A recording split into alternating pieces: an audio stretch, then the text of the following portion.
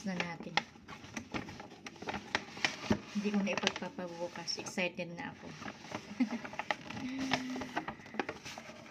Oh, ayan. Nagulat ako, bigla akong inabutan ng anak ko nito.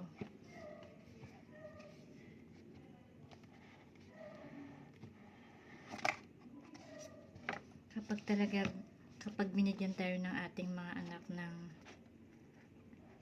kapag naalala tayo ng ating mga anak, hindi talaga natin maipaliwanag ang nararamdaman natin, di ba? Ang sarap sa pakiramdam kapag naalala tayo ng ating mga anak, di ba? Maraming makakarelate. Kasi may mga anak na hindi na rin naaalala yung kanilang mga magulang kapag nagtatrabaho na.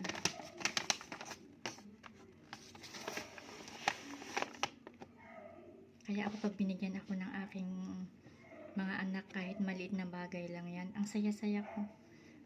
Hindi ko maipaliwanag ang aking nararamdaman. Sobrang saya. Minsan nga napapaluha pa ako. Hindi nila alam yun. Ngayon alam nyo na, mga anak ko. Oo. So binigay nila sa akin. Hindi nila alam. Naluha ako sa tuwa.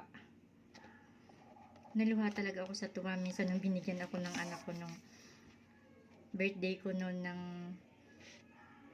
binigyan ako ng money bouquet. Ayan. Naluha ako nung pagpasok ko ng kwarto. Naluha ako sa tuwa.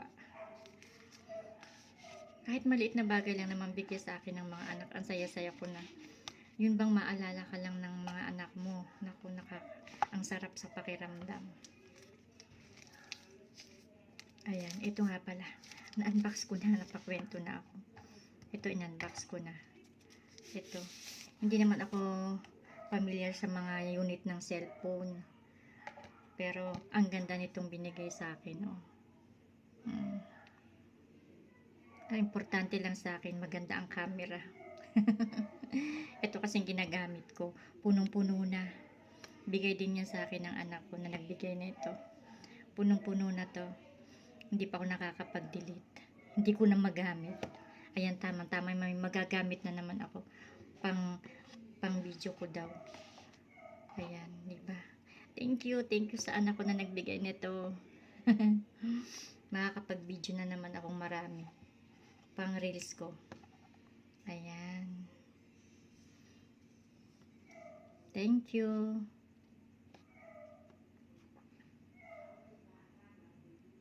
Ang saya ko.